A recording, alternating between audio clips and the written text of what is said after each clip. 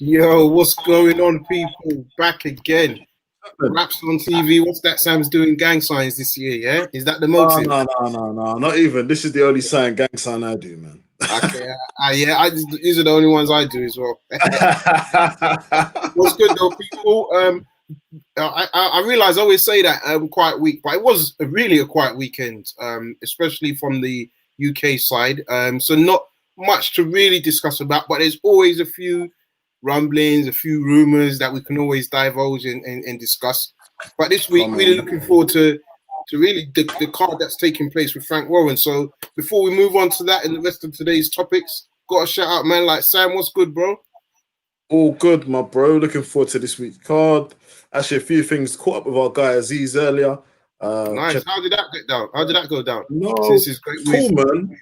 Yeah, it was cool. We was just chatting as kind of like usual, really chopping it up. I know Dan quite well, so it's just nice to hear that he's doing well in his process. He's getting a bit more clout and respect and grind in the light heavyweight division, man. And we all kind of discussed it before he even jumped on that he needed to kind of put on an impressive performance against Sterling to even be in that category in the light heavyweights. And now look, he's calling out man like Craig Richards, calling out man like Shakan Pitters, and we've got some really good fights in that division to come up, and whoever's the kind of king of that obviously takes on Buatsi or Yarde or at some stage. So it's really looking good, man. I'm not even gonna lie. Yeah, I mean, I was gonna say that you made that like you just spoke to him on the phone. You got to let people know where you spoke to him, bro. Yes, bro. So we had an interview. We chopped it up. Check it out on the page. Raps on TV. Me and him caught up. Chopped it up on the live. Check it out, people. It's quite quick. Live Instagram. Jeez, man, I really got to walk you through this live Instagram. No, come on. I'm getting used to the whole social media flex, man. But no excuses. Check that out, people. Man like Dan Aziz talks about his career and how he's looking to go on for the British and Commonwealth. So do check that out. He's a one to watch for if you don't know who he is. Yeah, no. Definitely hear you on that. So yeah, that's good to hear. Like we said last week, he really put on a good show. You know what I mean? I think he showed that he's got a lot of heart, a lot of grit, and he stood up to a tough test. As arguably the best 100%. opponent he had faced. So it was one of those nights where you saw him pull it out the bag. So yeah, I think we'll definitely look forward to that. So I think, listen, let's move on to this week's kind of agenda. So we're going to touch on the Jamal Herring, who won via disqualification against Okwanado. Yeah. We also get the WBC. There's some announcement of a new division. We're not sure if it's junior cruiserweight, super cruiserweight, but we know that it's going to be some type of elevation in between heavyweight and the real cruiserweight as it is now for those fighters, just because of that jump. Also going to preview the BP card, Frank Warren. We've got guys like Yarde versus Spelman taking place. Mark Helfand taking on Denzel Bentley. So really looking forward to that card this Saturday. But no further ado, we have to talk about the number one topic. And that number one topic is the news that Lomachenko has signed his contract and Lopez has signed his contract to agree to get that fight on. They will be having that fight. Jeez, and I've almost forgotten the date. Remind me which date. October 21st or October 12th. Yeah, it's definitely October, and I think it's the latter part of October. Right, we're just gonna. I feel like it's the 12th. Yeah, so I mean, great fight. It's been a while since we've seen these guys, but there we have it: Lomachenko versus Lopez. We see Bob Arum in the middle. I mean, Sam, tell me your thoughts on that fight. I mean, did you really think we would get it over the line? Yes, I did. From time, as soon as we saw man like Lomachenko say that he's looking to big up there, or he's willing to lower his purse or whatever to give the other balance to Teofimo Lopez to get the fight on. That's when we realized it was serious. And Teofimo Lopez obviously hasn't got really a corner to go into to accept it. He looks like he has no choice but to accept it once a fighter, an A-side fighter, is willing to take off of his earnings. But no, it's just good for boxing, man. It's showing that people are taking the risks. People are really showing what they need to do.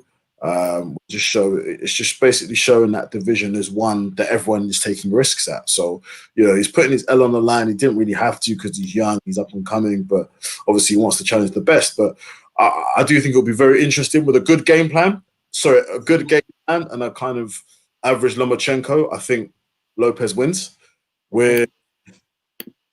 With an on-par Lomachenko and someone who's a bit who's not really ready for those kind of big stages in Lopez would lose the fight. So it just really depends on which fighter turns up, which one really shows up to play, and which one's really there and has the best game plan. But ultimately, on paper, you're gonna go with Lomachenko, right? But anything can happen in boxing, like we've seen. We might see a slip uppercut like we saw with Povetkin. So.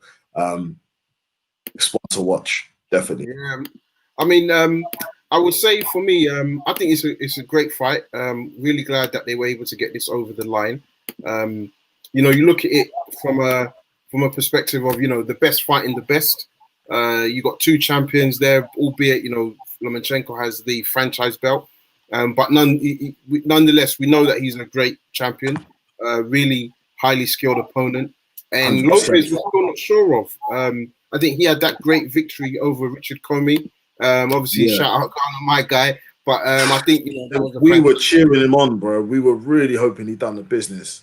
Yeah, so it was a really great knockout from his perspective.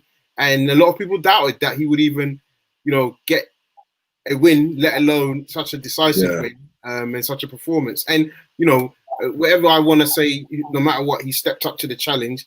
And I think there's this whole thing about his dad's prediction. His dad's got this premonition that my son would become world champion by this age, and clearly he's done it with the IBF. And he said, you know, the next guy he wants is this, and they've been calling for Lomachenko. So we've got to give them their dues because they've been calling for Lomachenko, and they're very confident in themselves. At the moment, I can't see past Lomachenko, but I look forward to kind of, I guess, the build up. You know, hearing not just what the guys are going to say, hearing what they've been doing in training. Because for Lopez, I think he's got the biggest challenge. How is he going to be able to keep a man like Lomachenko in the corner, you know, pin him down, set traps, and ultimately get that big punch? Because I think he will have to win by knockout, not a decision. What's your thoughts on that? No, 100%. This decision, obviously, it's Lomachenko. Absolute technical mastermind. Lopez needs to really get rough and tough. I don't think he should play Lomachenko at his game of playing a chess match. Lopez is to try and take Lomachenko into deep waters, rough him up, and really give him that young, youthful exuberance and energy by just pressuring him and then just being in the pocket and not trading as such, but roughing him up when you see the opportunity, taking advantage. Don't show him any kind of respect at all.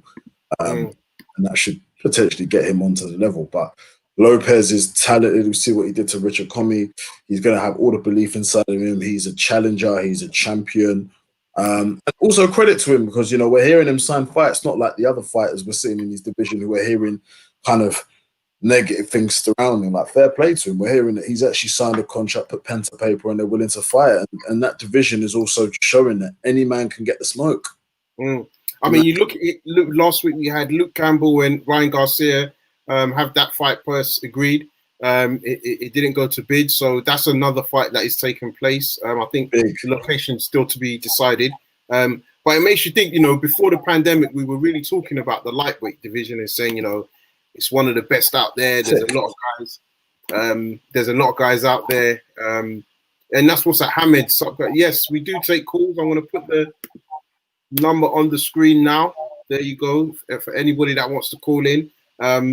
But yeah, I think, you know, you look at that lightweight division, and one of the things that we had always been saying to ourselves was that, you know, like, we want these guys to face each other. You know, you've got Devin Haney, you've got Ryan Garcia, you've got Luke Campbell, who I think is game. You had Lopez, you got Lomachenko, you've now got Tank Davis in the midst, and who's also fighting Santa Cruz.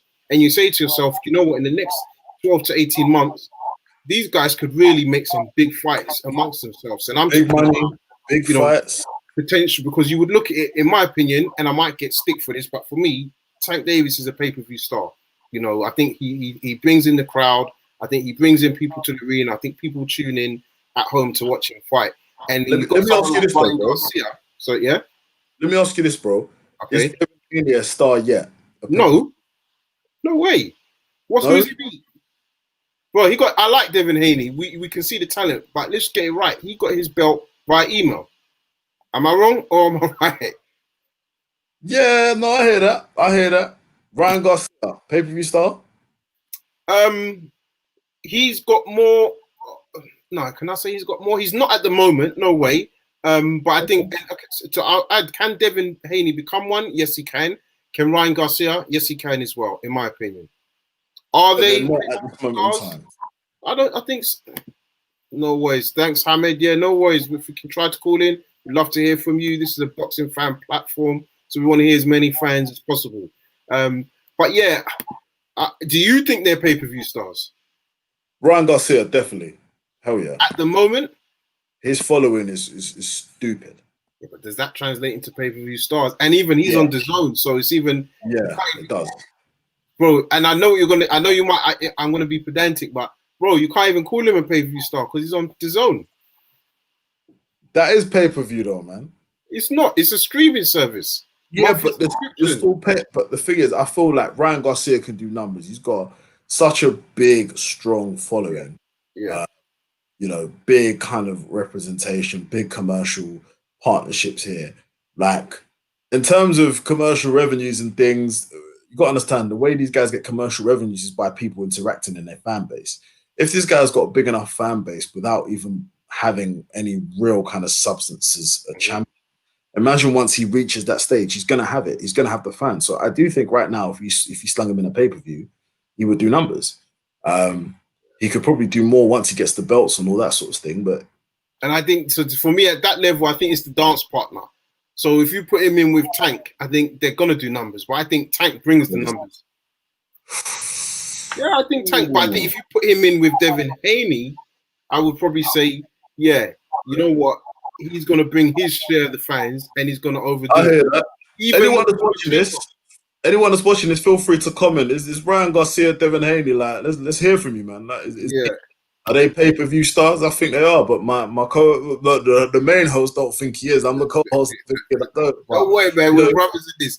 But yeah, I mean, personally, I don't. I don't think he's a pay-per-view star. I think he can be.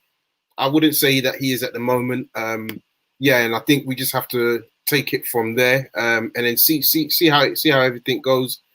So just everybody that is remembering for our callers, we do open the lines at around 7:50. So Hammond, if you're trying to call in, we do open the lines from around 7:50, 10 to 8, basically. So I mean, from that point of view, Lomachenko versus Lopez, I'm hearing this fight is going to be in Vegas. Do you think it's that bigger fight, or do you think New York is better, given that they've both got history in fighting there, and Lopez is a New Yorker as well? Without COVID, I would obviously say go to New York. Mm-hmm. If you're talking from a revenue standpoint, I feel that there's more money to be made in Vegas. I don't know why I feel that way. 100%. Thing is with Vegas as well, the problem is because this fight's so close, you'd wonder how many people they could get in. I mean, I'd like to know anybody that's out there in the States. Let us know what COVID is like. I've seen a lot of lockdown at the moment. But is it fully shut down? I feel like some states are open, some states unless for working purposes, it hasn't really been lifted. You have to have a general reason, and when you're there, you actually have to quarantine for 14 days. It's not when you're back; it's when you're there. Correct me if I'm wrong, but yeah, that's from what I've read because I've been trying to go out to the States for a minute now. But okay. Big timing, yeah. So that's I think for me, yeah, it should be Vegas, but I think we're looking at New York. So let's talk about, before we start getting on, let's talk about this news that Tony Bellew came out, said he's been working with the WBC at their latest convention. He proposed a super cruiserweight, which would see someone like Deontay Wilder fight at Alexander Usyk. How do you feel about this? And I will say, bear in mind, it's not totally new. So for those of you real old boxing heads like myself, you will remember the IBA actually had a super cruiserweight division. It just didn't last long, and IBA is not a good belt, if we're being honest. Not a great belt to fight for. But what do you make, Sam, of this proposal from Tony Bellew around the weight division? I think it's good. I think Tony Bellew. I think it's good for Tony Bellew because it will probably not line his pocket, but help him and give him the kind of publicity he needs off the ring. For fighters, super cruiserweight, the cruiserweight struggled to attract enough attention, which is why everyone always asks the cruiserweight when you're going to move up to heavyweight, right? Yeah. I don't think it's got enough dog. You need to look at the cruiserweight division to see if there's enough demand and there's enough kind of sanctionings and fees and everything that's being made. You need to look at it from a cost standpoint, and a business standpoint. But I would obviously I would love to see an ultimate division of a super cruiserweight. But at the same time, isn't that like having a catchweight between cruiser and heavyweight anyway? So what would the weight be? That would be my question. What would the real weight be in the specific guidelines? And kind of where did you go from there? But I do think it'll be good. It'll be more kind of opportunity for those kind of with a lighter frame like a Wilder to kind of get themselves there and kind of dip their fingers in the water or whatever, dip their toes in the water to see if they can really excel up and feel comfortable at heavyweight. But ultimately, I don't really see it being a big pay-per-view, crazy kind of, oh my God, he's a super heavyweight type thing, you know? Yeah, I mean, for me, I find it quite interesting. I think there's a lot of legitimate reasons why they should have something in between light heavy and cruiser. And I think, you've got to look at it and say to yourself, if you're Yarde, can you jump up to a cruiserweight division really and take on, a Coley or Riakpo or Dion Jr.? Don't forget, Yarde's not a tall guy. He's not a big guy, That's what I mean. So already he doesn't have the height. That's why I mentioned him. He doesn't have the height, but he's got the weight. But is that going to benefit him in the cruiserweight division? Because a lot of these guys really are heavyweights. If you look at, like I said, a Coley, for me, he'd be a heavyweight. Tony Bellew, okay, he cruiser, went up to heavy. That was more about, volume. David Haye, some of the weights Deontay Wilder has fought at. So I think there's definitely, I mean, even someone like Povetkin, I reckon he would probably, he's a small heavyweight. So I think it's good. I think, how they get it right and how it replicates across the other governing bodies is going to be the real challenge. But I do think it is good. And, I think in terms of being innovative, I think it's a step in the right direction. The cynic in me, though, is wondering, is this a ploy to, I'm probably going to say it in the wrong way, but to make sure Deontay Wilder has a belt? And I say that because we all think he's going to lose to Fury. We never know, but I think we all think that he's going to lose to Fury. Where does he go from there if Fury has a WBC? So in Wilder's perspective, you think to yourself, well, if you move to another division, would that give him the glory? I think the challenge there is, who would he face? So it's a bit of a stretch, but I'm saying to myself, you know what? Who would benefit out of this super cruiserweight? And right now, I think the number one person would really be Deontay Wilder. Because if he loses to Fury, it's not like he's going to become a mandatory in any of the other divisions. So he's literally going to have to start from the bottom, work his way up, try and get another title shot. And I think that's long for him. So, yeah, we'll see what happens there. This Friday, we're moving on. We've got Anthony Yarde back in action. Sorry, Saturday, back in action on BT Sport. Strange one, taking on Dex Spelman. Dex Spelman, who just fought Lyndon Arthur during this lockdown period, is now fighting Anthony Yarde. What do you make of that, son? I think maybe AY just wants to get out and just get rid of the, not ring rust as per se, but just get used to fighting again and just get used to it. He's been through quite a lot during COVID for obvious reasons. Now he's just looking to kind of ease himself back into it and just make sure he's mentally and physically focused for that big showdown with Lyndon Arthur towards the end of the year, I believe. But I would have loved to have been Lyndon Arthur, don't get me wrong, because it's disappointing to hear that. But at the same time, things are done for certain reasons. Warren knows what he's doing. Tunde knows what he's doing. He's obviously very vocal about AY. So, I'd rather see him fight someone else. But ultimately, it's just good to see Yarde back in form and back in action, really, and see what he's going to do. I mean, he had a public workout the other day at Box Up in Barking, and especially since Peacock's closed now. So it's a whole different environment for him. Whole kind of how he trains is completely different. Let's not forget Peacock's closing down for other fighters that he normally has access to and how he normally trains. I think it's just a refurb, though, right? It's not closing down. I've heard it's closed down. Yeah, they're refurbishing it. It's not closed down. Oh, really? I heard it closed. Yeah. Okay. Maybe I've heard wrong. I just heard they're doing some refurb works to it, but yeah, okay. But it's just had a whole change. So because scenery and everything. So yeah. So we'll see. I think you're right, though. If you look at it, if you look at it from yards, I think it's probably not the best opponent. I understand why in terms of the name, but I think it's probably not the best opponent because the guy's already been out against a guy you're about to fight. Maybe 5-6 weeks ago. In July. So not ideal, but again, I think if you can go in there, like you said, dust off the cobwebs and just work on some routines, some combinations. I think it'll probably do him a world of good just to kind of like get back into the swing of things, and then hopefully, that Lyndon Arthur fight gets made. I mean, you mentioned the open workout. It was quite one of the biggest quotes coming out in that open workout was the fact that he said, he wants to fight Buatsi, and realistically, he would like it for a world title, but at the minimum, it has to be fans there. What's your thoughts on that? I couldn't agree anymore.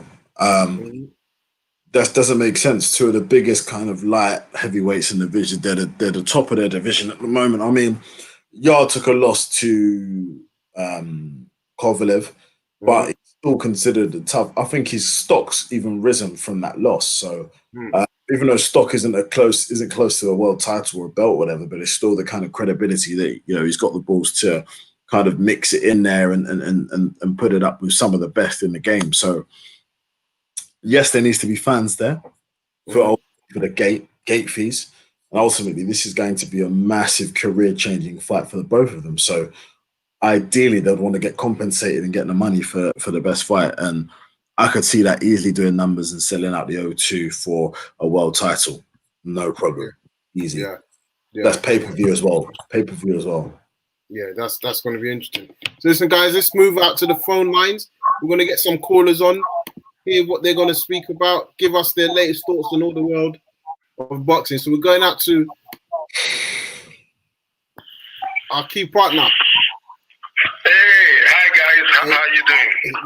We're all good. How you doing, sir? First of all, I want to commend you guys for this discussion you've had. I got in a bit late, but in first class, the quality of what you've been discussing. Yeah, and what I want to talk about 3 points: the lightweight stars you've been talking about in terms of pay-per-view. Yep. Tony Bellew's new idea of the Super Cruiserweight division, and Anthony Yarde, Buatsi. In terms of the lightweight stars, look, I'm with Kojo on this, in that I think the shining star, and they're all talented young fighters. The shining star is my man, Gervonta Tank Davis. Yeah. Everybody talked about his explosive power, which is it's Tyson-esque. But I tell you what, he's got great boxing ability. He reminds me of, in some ways, of a mixture of a young Floyd Mayweather, coupled with the power of Mike Tyson. And look, I think about it. I think Lomachenko is a great fighter. Let's get that out there. An all-time great. But I do believe that there are two guys who spell danger for him. One is Tank. The other is our boy, Teofimo Lopez. And the fight's been signed. Well, if Teofimo doesn't do it, I know his dad, and he believes he's going to do it. I believe he's going to do it. But if he doesn't do it, I'm going to crawl to wherever Loma is and prostrate, because you've got to give him all the accolades. He's a great fighter, but I think his time has come. Interesting. What's your view? Who do you think is going to win? Sam, I'll let you go for that one. And then I just said that I think a good solid plan from Teofimo Lopez and a kind of an arrogant Lomachenko that comes to the ring, and I think Lopez wins. If Lomachenko overlooks Lopez, like, oh, he's a young buck, he's this, he's experienced, I've got this over him, then with a great game plan, Lopez wins and he catches him. Yeah, that's a great point, sir. Okay, well, I guess if Lopez catches him, it's going to be good night, Irene. That's the test. I mean, and I agree. Yeah, okay. Now, as for value, I don't know what the guy is on this stuff about having a new super cruiserweight division. Look, as far as I'm concerned, over 200 pounds. I mean, well, as far as conspiracy theories, I don't know why they would be conspiring for Deontay Wilder to hold the belt. I mean, Deontay Wilder did better against Tyson Fury when he weighed his true weight of 208 pounds. I don't think putting on pounds makes you more effective. I think it's skill. I think the reason he ran into trouble with Tyson Fury was, and I've been saying it for a long time, is his decisions in terms of boxing fundamentals. Muhammad Ali, when he was between 208 to 215 pounds, I've never seen any heavyweight that compete. Yeah. And I think one of the issues, I don't want to give away too many things because we're going to see what happens when AJ fights Tyson Fury. So Tyson Fury, believe it or not, in his win over Deontay Wilder, I saw some mistakes, okay, which another fighter will take advantage of. You see, his fundamental skill set was so good when it came to Wilder pushed him back. But you can't tell me a guy carrying 270 pounds is effective. I think he was actually slower than he usually, and I don't think he comes in at 270 or 260 something pounds against Joshua. I'm telling you, he's in trouble against the supreme athlete like Joshua. Okay. So the bottom line for me, it's not about. I think if you weigh over 200 pounds, you're heavyweight. Do I think? I mean, I've seen Evander Holyfield come in against guys who are so much bigger than him. They didn't beat him because of size. No, great points. And I think just before I let you go on your last point, for me, I think the solution or the problem that needs to be solved is the light heavy to cruiserweight, because that 25-pound gap is where I think there's a jump. But just on your last point, Uncle. I think that's more understanding. I will give you that. Yeah. Now, Anthony Yarde. First of all, let me put it out there. I do like Anthony Yarde. Yeah. Mm-hmm. In fact, I like his trainer, my brother, Tunde Ajak. He's a funny guy. Always got a smile on his face, Mm-hmm. So I like both of them. I think they've got great personality. It's all important for the game. But Kojo, your countryman from Ghana, man, that Joshua Buatsi, yes, is a killer. Exactly. Yeah, he's in the best tradition of the great Ghanaian boxers. Mm-hmm. Yeah, but he's so polished as well. I think, I know you've got killers in the light heavyweight division, but not just those champions. I think Buatsi is going to be the class of that division. I cannot say too much about it. It reminds me of Evander Holyfield. I think he had missed the boat when he fought Kovalev. Kovalev, a great fighter, was vulnerable. He really should have knocked Kovalev out, which Canelo did, even though Canelo didn't really fight well in that fight. I think if they make that fight, I think I'd like Yarde. I just think Josh has got too much for him. Okay. In my honest opinion. Fair enough. No, that's. I think a lot of people would look forward to seeing that fight, the domestic dust up. So listen, Uncle, we're gonna have to move because we've got a couple of callers. But thank you again as always. Stay listening, and we appreciate the support and great points. Okay. Thank you very much. Thank you. I think we've got another anonymous. Hello. Yeah, hello. It's me, Hamid. I was in the chat. How's it going, guys? Oh yes, Hamid. Yes. Thank you for your comments. Good to hear from you. No worries. Yeah, I saw a calling because I think you guys are making some interesting points regarding the cruiserweight and heavyweight division. I personally don't think we need more belts and more divisions. I kind of got sick of the belts, so I don't even think we need to address that. But weight divisions, I personally don't think we need more. I would say, like what you said was true. Like the light heavyweight to cruiserweight division, the gap is so big. It's like 25 pounds. I believe that's almost 2 stones. Yes. What they could do is pump up the light heavyweight division a bit, fill it up. So I don't know, make it about 185 or 183, and then make the cruiserweight, I don't know, division either a bit more heavier or lower, whatever. But it depends what they want to do. If they want to make a new division, then if they want to call the cruiserweight division the heavyweight division and they call the heavyweight division the super heavyweight division, I think that would make sense. I just can't see it being a good thing if they put another division in place and call it, I don't know, super heavyweight division. It'll be too many divisions. We already got enough. If you go back in the old days, there was only 8. I know that's not going to work in this day and age, but I personally just think you either rename the cruiserweight division or you just either move up the pounds from the cruiserweight division up, and the light heavyweight division, you just make sure it's not as big as a gap.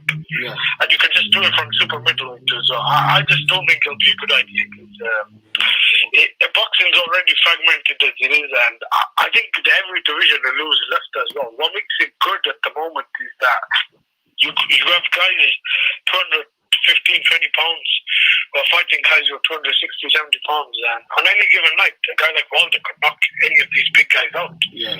But at the same time, I do believe the cruiserweight division or the light heavyweight division, they need to think about changing the weight limit and maybe changing some of the. Maybe you could change some of the day weigh-ins and stuff like that as well. I know the WBC already do that stuff. Maybe we could try and do it across all 4 sanctioned bodies. But yeah, I was just gonna say, which guy were you saying should be a pay-per-view star? Was it Tank Davis or someone else? I think Sam's saying Ryan Garcia is a pay-per-view star. I say he potentially, but I think Tank Davis is a pay-per-view star. I don't think neither of them are pay-per-view star. I don't think anyone in that division is a pay-per-view star. Yeah, if Campbell Lopez knocks out Lomachenko, I think there you got a guy who could probably put buns on seats and start selling pay-per-views. I'm surprised that's actually not even on pay-per-view, which is good, obviously good for the American fans. It's on ESPN, but at the moment, I don't know. I think social media doesn't really correlate into pay-per-view stars. I don't think Ryan Garcia's got everything to become one in the future, but at the moment, I think it's a bit early. If you beat Campbell, then I think we're talking about someone who might be on the right track. Regarding Javante Davis, I personally don't think that fight should be on pay-per-view with the Santa Cruz. It's not the worst fight, not a bad fight, but if you look at it, Lopez and Lomachenko are the 2 best lightweights. At the moment, I believe ranked fighting on its own pay-per-view for all the belts. And then you got Davis and Santa Cruz, which I believe are fighting for 2 versions of WBA at 130 and 165. So I don't know the whole. I believe it's at 130, but they said they also fighting for the 135 belt. Yeah, 130. I don't think that's really. I don't think it's a bad fight. Don't get me wrong, because Javante Davis hasn't fought anyone, but Yeah, since the Pedraza fight, sorry, but Santa Cruz, I do think is way too small on paper. Like the guy, he started as super bantamweight, but you never know. I mean, in boxing, Davis has shown to be indisciplined through fights and come up and down in weight. So it could turn out to be a more competitive fight than some people think. Yeah, and I think it is. And Hamid, just a question for you before we move to the next caller. Lomachenko versus Lopez, that fight has now been agreed. What's your thoughts on that fight? Is it a good fight, and who wins? Good question. I've talked about this on one of the other shows. I can't remember where it was, and I talked to other people. I personally think it is a really good fight. The thing with this fight is a bit of intrigue because we really don't know how good Lopez is. I was watching his fight with Nakatani live. And that was not the greatest performance, but he was fighting a guy who was 6 foot and was a really big lightweight.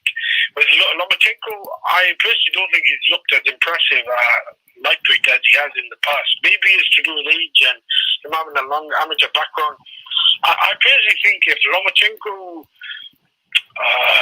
is here in the 8th or 9th round and he's outboxing him, I think he should win. I think for Lopez to win, he has to catch him mid to early rounds. Although this is a fight that I do think that Lomachenko could get hold overnight. I think we could see Lopez pull up the upset. But on paper, obviously, Lomachenko is a big favourite because Lopez, if you look at the guy who's fought outside Richard Comey, I don't think he's really fought anyone. But that was a really good knockout. That was a very big surprise to a lot of people because he dealt with Lopez with Comey in 2 rounds. But it's a really good fight. But I do think this fight should show where both guys are. Lomachenko could be maybe towards the end of his career, and Lopez might be at the peak of his career. Or this could be a fight where it could be one fight too early for Lopez. But it's definitely a really good fight. I can't wait for that. I think it might be the best fight of this coming year. Thanks for being my call. I appreciate it. No, listen, Hamid, thank you very much for calling in. Please try to subscribe us, our platforms, YouTube, Facebook, Twitter. And please be sure to call in again. There's some boxing happening this weekend, so please be sure to call in the future. No, I just want to say it's good that you guys are still running because I know I was part of one of the Grueling Truths. I was going to start writing for them as well. They used to do a podcast, but with COVID and now, a lot of people have actually, stopped doing podcasts. Website. They've been affected. Like this, COVID has not just affected the boxers, but it's affected people who cover boxing. So it's good the fact that a lot of people are still able to cover it. But definitely, I will show my support and I appreciate that. Appreciate that. Thank you very much, Hamid. Take care. Take care. Cheers. Good call from my first-time caller, Mr. Hamid. Really appreciate that.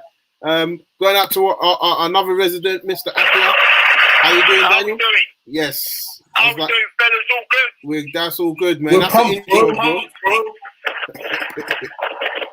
How you doing? Can you hear us? Yeah, I can hear you. I just wanted to ask you guys about Crawford and Brooks. Yeah. Is there any legs on that? And is that happening? And would you guys like to see it? And what do you think about it? Sam, I'll let you take that. Okay, let me start off here.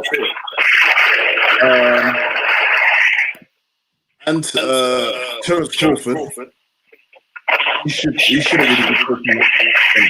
Daniel, I'm gonna have to mute you because of the background noise. So, Sam, do you want to take that away anyway? Yeah, no. Crawford shouldn't be taking a fight. Yeah. Against Kell Brook. Kell Brook's at the end of his career. Terence Crawford isn't at the end of his career, but he's still up and coming. And he still needs a lot to prove. And I don't think him fighting a Kell Brook is nothing more than a measly payday. I mean, he did to Amir Khan. I don't think something similar will happen, but ultimately Kell Brook's got to make that 147, which we know he's had issues in the past. So he's going to be dehydrated, and we've seen in the past it's ended up with him having 2 broken eye sockets. So that's not really a fight that I want to see. I hope it doesn't have legs in it, but I feel like it will because sees that as easy money, easy work. Kell Brook sees that as a great payday. I think if he loses, he'll definitely retire from the fight. So Yeah, ultimately, it's a bit disappointing from Crawford when you can't go from calling out people like Errol Spence and people on the top of the weight class and division to then saying you want to fight Kell Brook. And I mean that with great, the utmost respect. Like, Kell Brook is past his best. He's not the same guy that fought Sean Porter in New York. He's a much different pattern.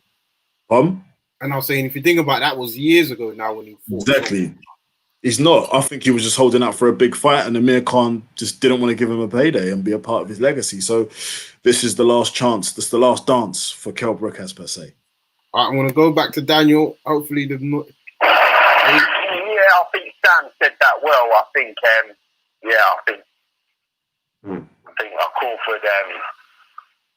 Crawford against Brook. I mean, what's the point? We want to see Crawford against Spence, don't we? Really? Yeah, that's what we really want to see. So yeah, bit of a waste of time, really. But so Daniel, what's your thoughts on the whole Lomachenko versus Lopez? Now that's been announced. I'm gonna have to go for Lomachenko. Yeah. I'm gonna have to go for Lomachenko. Why? Just a good fighter. Fantastic ability, patient. And I think he's a hard man. He's a hard man to hit. So I'm gonna have to go for him. Okay, no, fair enough. Say that again? No, I said fair enough. This is good. You're allowed. Yeah. I'll have to go. I'm not gonna see I can't see anything else but a Lomachenko win, to be fair. Yeah. Okay. Anything else on your mind? You know what? That's about it. But just got to big you guys up for doing your thing, going on strong, steamrolling COVID-19 to the side and going strong. So big up to all the lads, Sam and yourself, Kojo. No, and just keep going strong. Keep fucking knocking them over. Exactly. Keep going strong. Keep going through them. We appreciate that. And how about yourself? Before we let you go, how's things going with yourself? Don't forget to pick up your platform, your channel. Yeah, going all good. I'm just spitting out fire at the moment, motivating the world. Jump on the channel and come and get some motivation. It's fire. Daniel Appiah, the motivational speaker. He's the best around at the moment. We ain't gonna get any better. Yeah, I love it. It's a lifestyle that ain't read from a book. It's real. It's real things that have happened. Things that are gonna happen moving forward, and it's just absolute fire. Yeah, no, really. All the best with that. Like we said, we're always gonna support that. You've been supporting us, and this now that the boxing is back, we're definitely gonna be producing a lot more content. So appreciate your support as always, and take care, bro. No worries. Nice one, Sam. Take care. Take care. Cheers. Yes. So yeah, I think that's some great points from the callers today, man. I think really interested to hear what Daniel was saying on the Lomachenko. I think Hamed came up with some great points as well, and obviously Uncle's laying it down. So yeah, this is what we want. We want to build that platform, boxing fans talking. It might start with just 5 of us, and then we grow, and hopefully, what happens in the future is people start debating and forming friendships, whether it's via Twitter or YouTube comments. But yeah, definitely we're trying to build that boxing family. So just follow, subscribe, like, share, all of the above, and all of the YouTube, all of the social media platforms, and just keep supporting us. So Sam, what's on your mind? I know there's always something that you got brewing. You always got something cooking. What's been going on? What in the boxing world has pleased you or has annoyed you? Annoyed me not that much, to be honest. What's good to see is that boxing's back. People are talking. I'm interested to see. It's like I feel that in COVID, a lot more casuals have kind of taken an interest and liking into boxing, because that was the only kind of sport kind of back in, not nearest to normality as possible, except without the fans. I just think the emergence of people coming up, I think boxers are really starting to open themselves up and wanting to talk more and grow themselves a personality and think of how they can connect with fans and be outside the ring, which is nice to see. And also outside the ring, they're just taking risks, man. We see with Dylan White, we see with John Harden Jr. and Linda Sudofia, those guys are looking to step it up. And now it's just not. I feel like COVID has dropped a lot, has taken away a lot less politics than there was before. But I don't know if that would change post pandemic. But who knows? I just feel like the politics is a lot less. It's very straightforward, and you can kind of tell who's really ducking who and who really want to fight certain things. So I don't know about you, bro. What do you think? Yeah, so I'm not gonna lie. So yeah, I mean, look, I'll have to say I'm happy that we're seeing cards being announced. I mean, we've seen the October schedule for Top Rank. BBC got a banger. You see the double header between the Charlo brothers versus Lomachenko and Rosario, respectively. And I'm happy to see that there's more action taking place. I got to say one thing that's kind of bugging me, and I'm probably going to get a bit of stick for it. But listen, I've got a lot of love for the guy. I think he's a great fighter, great competitor. But I just wish we didn't see Dillian Whyte go back into training so soon. I know, he wants this mandatory shot against Tyson Fury or Deontay Wilder. I think after that loss, the knockout loss, I think he's just got to take a little bit of a backseat and say, you know what, take some time. It's been COVID. I was locked away in Portugal, away from my family. You just got knocked out and then you're back in Portugal. I can't tell him what to do because clearly he wouldn't listen to me. But I just think, such a concussive knockout, I think he needs to take a little bit of time. I think regardless, his only way of getting some type of shot against the winner of Wilder versus Fury or Fury versus Wilder was to win in devastating fashion against Povetkin. That was my opinion. He lost in devastating fashion. So none of these guys are even going to be clambering to say, you know what, I'll take you on. Fans aren't really going to demand it as much, if we're being honest. Fans wouldn't, if we'd seen him put on a disruptive performance against Povetkin, I think fans might have been like, right, you know what? I want to see Dillian Whyte do something. No one's going to be asking for it now. So, yeah, it's disappointing to see him back in it so soon because I just feel he needs to be careful. And I think David Price says something because he experienced it. He does need to be careful that Povetkin hasn't got his number. Not that Povetkin's stronger than him, but Povetkin is a well-seasoned boxer. And over 12 rounds, he will be setting traps. So I think Dillian Whyte's got an interesting game plan that he needs to come back in with this fight because it was one punch. It wasn't, a build-up of punches and he got wobbled. It was one punch. And I think that's going to be a slight problem for him. So I'd like to see him just take a bit of a backseat, but what do I know? No, I hear that, bro. He does, but ultimately for him, he feels he's best. He feels where he's best is in his gym, and he feels he needs to be there because he really feels that should have been his fight. And fair play to him, but I get what you're saying. But he's not going to listen to anything. He's very stubborn. He's very hard-headed. He went through boxing the hard way, not the easy way. So he's always going to trust his instincts. So we just have to respect that and just hope and pray that he really comes through this. Otherwise, I would say it's Dillian Whyte might not ever see that title shot again. Yeah, exactly. Well, exactly. Again, he's not even had it. The other thing I did want to go on to before we bust out, your homeboy, Joshua Oluwafemi. Come on. Oluwafemi. He's Come on. At Fury. I don't know if you read the comment. I'm going to try and pull up the quote where he said he's seen nothing against Fury that makes him feel any type of way. There's nothing for me to be concerned about with Tyson Fury. What do you think? I think I don't know. There's a lot to be concerned with. I mean, the man came from being fat to skinny to then jumping in with Journeyman to then bossing Wilder in the first fight. Second fight, he knocked him out. So I would be worried. Not worried because I know my guy's gonna come through it, but Joshua's gonna. I think it's just fight talk, selling the hype. I think I was very confident, but Fury needs to not obviously look past Joshua as well. We've seen how he's been able to adapt. A level-headed fighter in the ring. He's not really someone that panics. He has a good game plan. He executes it. So I wouldn't exactly. And I think like the loss, even Dillian Whyte's loss has even given Joshua a bit of credibility. Because the fact that he stopped Povetkin in that emphatic fashion, and we saw what Povetkin's been able to pull out the bag. You've only got to put props to Joshua. It makes his resume strong, or even stronger. Or you've got to rate the win and the way he won. Because let's not forget, he got caught in the first or second round by Povetkin. And he withheld that, and he kind of stood the ground to that. So those saying he's got a glass chin, I mean, Povetkin hit Joshua, and Joshua stayed up. I'm not saying Dylan White's not tough, but you just got to respect the ring craftsmanship a bit more, you know? 100%. But ultimately, I just want this fight to get on now. Deontay Wilder's at the question. But for me, ultimately, I would love, now, for political reasons, for personal reasons, fuck with me if you will, fuck with me if you won't, I want to see Wilder KO Fury. Okay.